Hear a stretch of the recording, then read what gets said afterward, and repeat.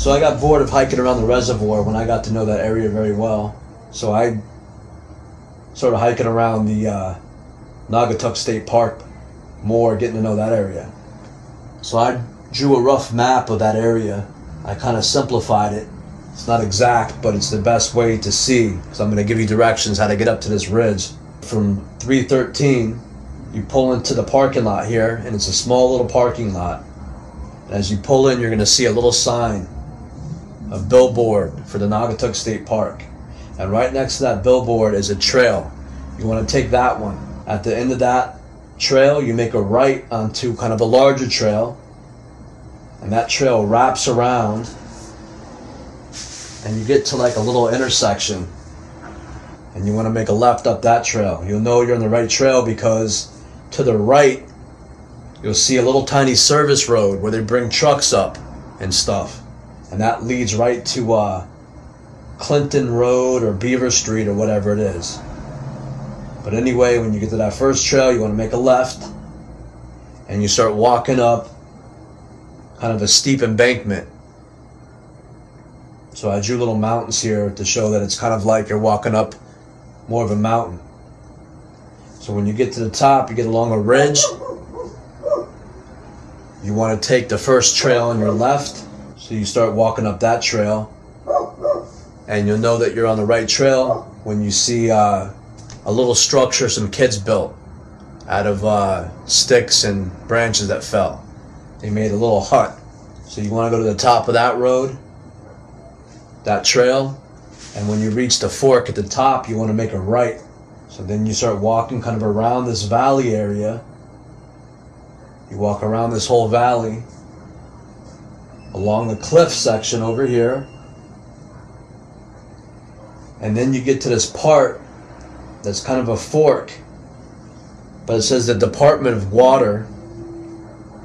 It says keep out or no trespassing, and they have all these yellow marks all over the place. They're very interested in keeping everybody away from that area, and instead they direct you back around over to this other network of trails. So they're very interested in keeping you away from this area right here. So it's kind of like a little rocky cliff section that you have to walk up. Even though it says do not enter, I walked up that trail, and after 200-300 feet, you'll see another fork with a tree right in the middle of the fork. Now if you go straight, this trail kind of leads out to a field, and you walk to the end of the field where you'll see a fence and a short rock wall. And if you climb over the rock wall, you'll see another trail there. So if you go right,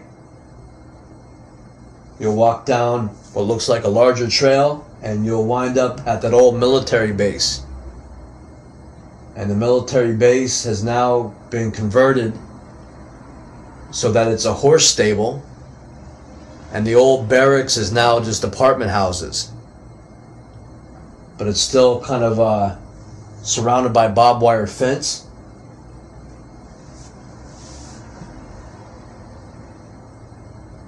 And if you keep on going straight past that, keeping it on your left, you keep on going, you'll wind up to another little network of trails, which ends at the Ansonia Nature Center. So this state or the Department of Water is very interested in keeping you out of this area. They don't want you cutting through this little section of land right here for one reason or another, which I'll get to.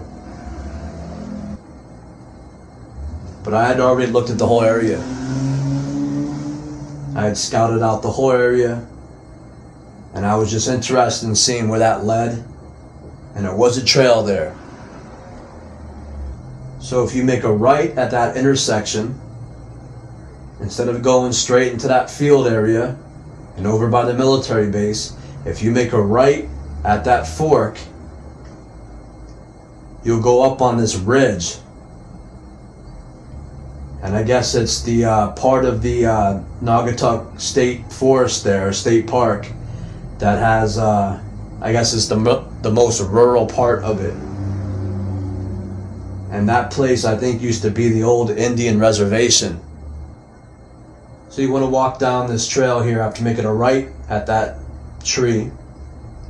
You go down a little ways, you got to make a sharp left through kind of a more dense area of trees. The trail looks like it's kind of hidden a little bit, but you got to make a sharp left and kind of go through this kind of branchy section. And you'll find there's another trail after that, but it's getting a little bit more overgrown.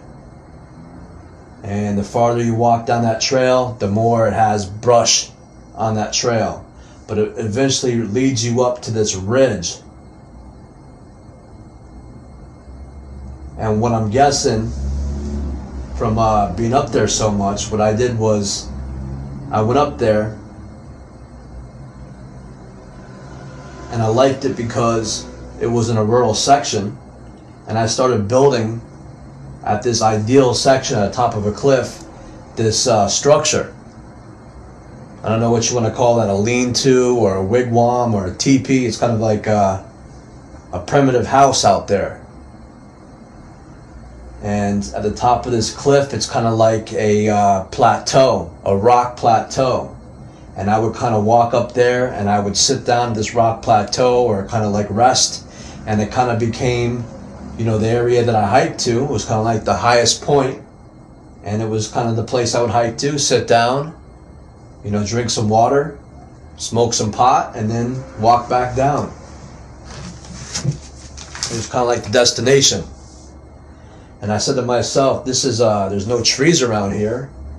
And I liked what some of the kids were doing, I guess, with building the structures around the state park. I said, you know what? It'll be really cool if I put one up right here.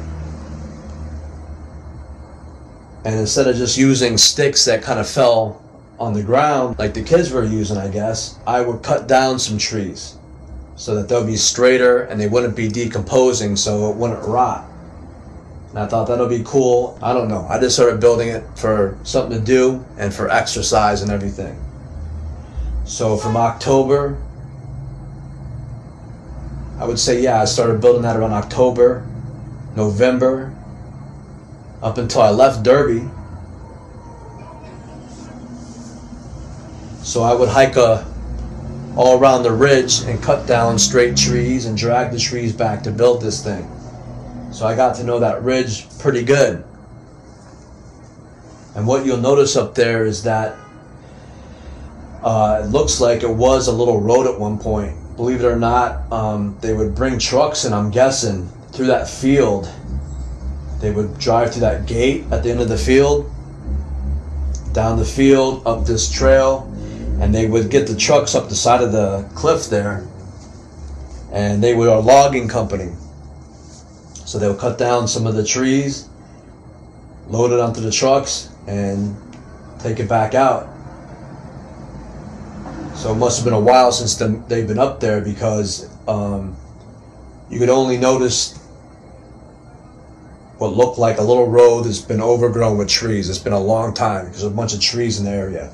But if you look, there's a space through the woods, and you could tell that it's man-made. It looks like it's been it was a road at one point for that logging company. So it kind of wraps around the top of the ridge and kind of ends at this clearing area.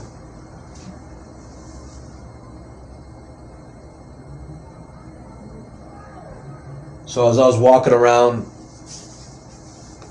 cutting down trees to build this structure, I found what I just imagined to be a man's campsite. It was a person's campsite, but I just had it in my head that it was probably a guy.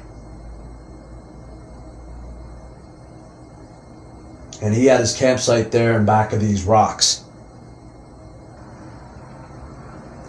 And what I found there was a large tarp that had been buried under some leaves. So it must have been a long time that tarp was up there, because seasons and seasons of leaves had fallen on that and started to turn into dirt. And I tried to rip the tarp away, kind of pull the tarp out of the leaves so I could use it to cover firewood. and it was had been so buried under leaves that it turned into soil, that it was hard to rip the whole thing out, but I got like a section of it out and I cut it. I also noticed he had an old cooler there, and the cooler had started to fall apart. It was a plastic cooler with the foam on the inside of the plastic, and that had started to decompose. He had a circle of rocks where he built his fires, and I noticed that this guy would drink a lot of beer up there. He would drink a lot of bottles of beer, and he would smash the bottles into the fire, because I had knelt down to build a fire at that fire pit and almost cut my knee with some of the broken glass around there. And I said, wow, he has a lot of broken glass, and it had been melted together. So when you have a bonfire going for days and you smash your beer bottles into the bonfire, they begin to melt. All the glass melts. So he had a ton of glass that had basically become just like this melted, sheet of melted glass at this bonfire. So I started thinking that maybe he was a homeless guy, and he must have had a bonfire going, for days or for weeks, and he must have been up there for some time. So he was right there by a bunch of rocks, and the rocks kind of provided some sort of shelter, I guess, but there's a lot of different little places to stash things along those rocks. Little places to put your belongings. So I kind of looked in there, didn't find anything. One of the days I was up there, I found a series of cooking utensils that were stashed, I would say maybe 200-300 feet away by another large rock. And I found a frying pan, a pot, and a couple mugs, and they seemed to be placed a ways away from his campsite. I would think if those were his, he would have them right next to his campsite, probably stashed in one of those places in the rocks where he could get to it. So why they were stashed all the way over there, I didn't really know. The only thing else I found up there in that area was he had a black garbage can up there. Black plastic garbage can. And he had a rope tied to a tree.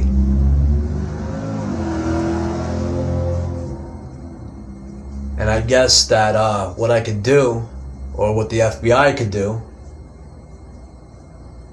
if they want to take over this investigation, is they could cut down that tree and they could look at how many rings, how many growth rings grew since that rope was tied onto the tree, to figure out when he was up there. But if I had to guess, he had been up there maybe over 10 years ago. But I really didn't think about it too much.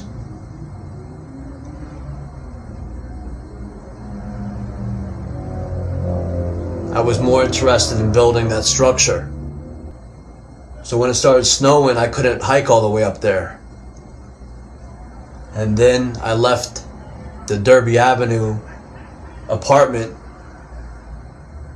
on the circumstances I left at, which weren't that good.